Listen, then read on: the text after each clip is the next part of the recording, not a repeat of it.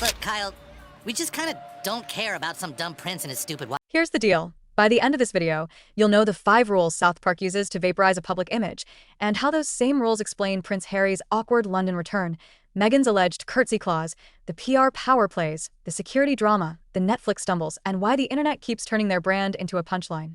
If you want a blueprint for how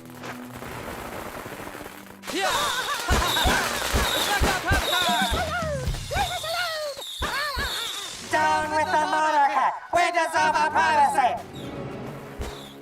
Fuck these people. how parody exposes power, watch this to the end. Let's talk about the moment a royal storyline stopped being royal and became a cartoon. Not on TV. In real life. A rumor breaks. Meghan allegedly wants Harry to skip meeting King Charles unless a curtsy clause is honored. Bow to the brand first, then we talk family. Went to see what was new with Uncle Harry and Auntie Meghan, and I couldn't find a thing. I would have thought she'd have at least popped up in a tampon commercial by now. Sounds fake, right? Sounds like South Park. And that's exactly the point. When reality starts reading like a writer's room, the audience stops asking, is it true? And starts asking, what's the bit? Rule number 1 of South Park level satire. Take the thing someone desperately wants to control and make it uncontrollable. Harry wants message control.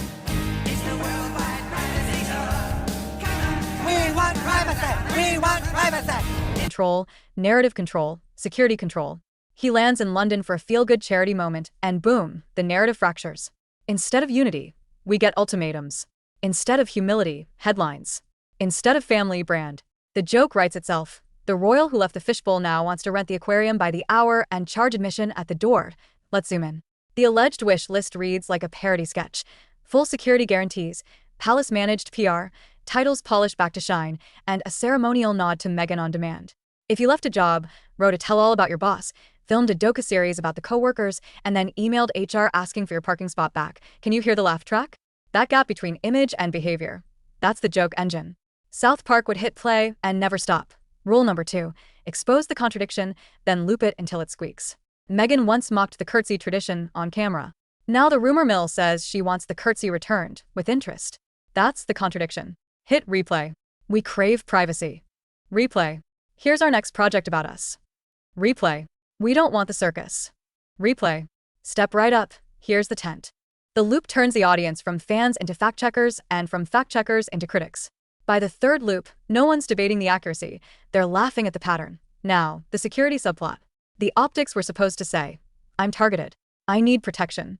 The anecdotes say, I'm wandering up to the wrong door because I forgot an address. The internet doesn't need proof. It needs a contrast big enough to meme.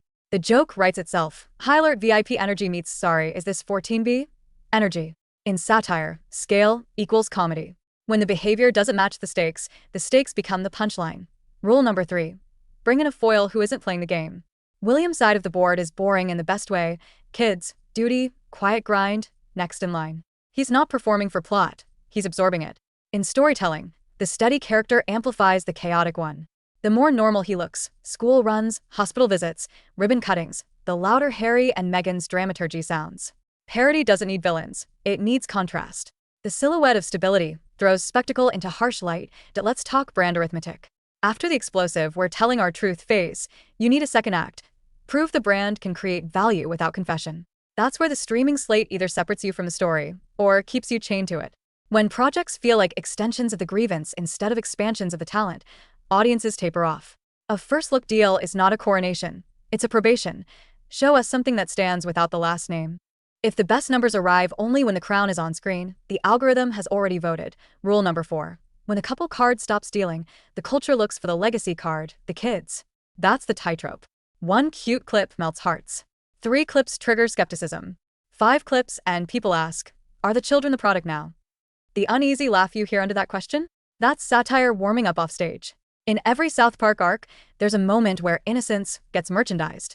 The moment the audience senses it, the tone shifts from interest to irony. Now the curtsy clause rumor again, not as gossip, but as storytelling physics.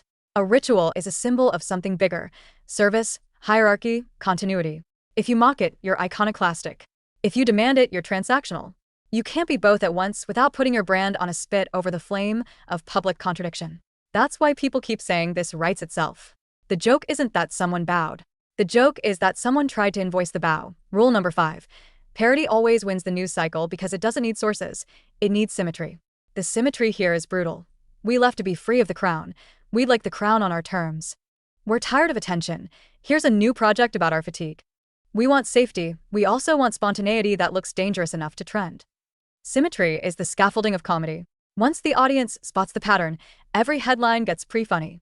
The show is on before the episode begins to S.O. what actually happened on that London trip? The specifics matter less than the pattern. Arrive with a noble headline, leave with a list of conditions. Promise reconciliation, posture negotiation.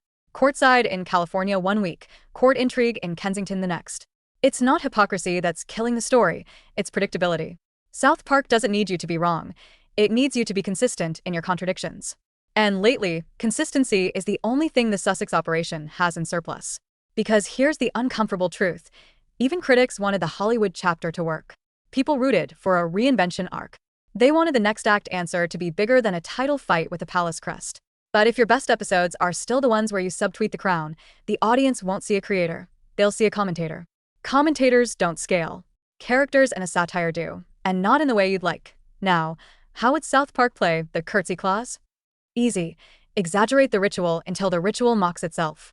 1 scene, 10 bows, 12 titles, a throne made of non-disclosure agreements.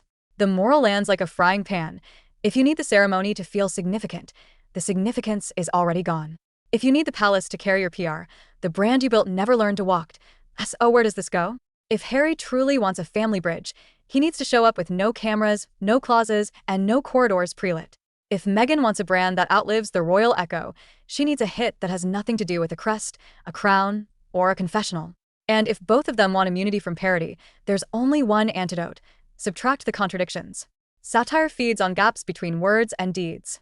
Close the gap, starve the joke. Because in the end, South Park isn't anti-Harry or anti-Meghan. It's anti-pretense. It's anti-script when the script tries to pass for reality.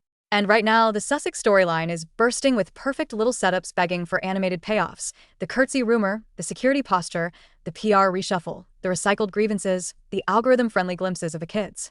That's not a monarchy crisis. That's a writer's room prompt. Here's the final takeaway you came for. If you want to stop being the punchline, stop giving the setup. Turn ritual into real work. Turn message into measurable outcomes. Turn leave us alone into actually leaving the stage. And turn the next headline into something no parody would bother to lampoon. Quiet consistency, untelegenic service, and results that don't need a royal flourish to matter. Until then, the lesson stands. Don't leave the castle if you still want the crown. Or better yet, leave. Build something impossible to mock, and you'll never need the castle again.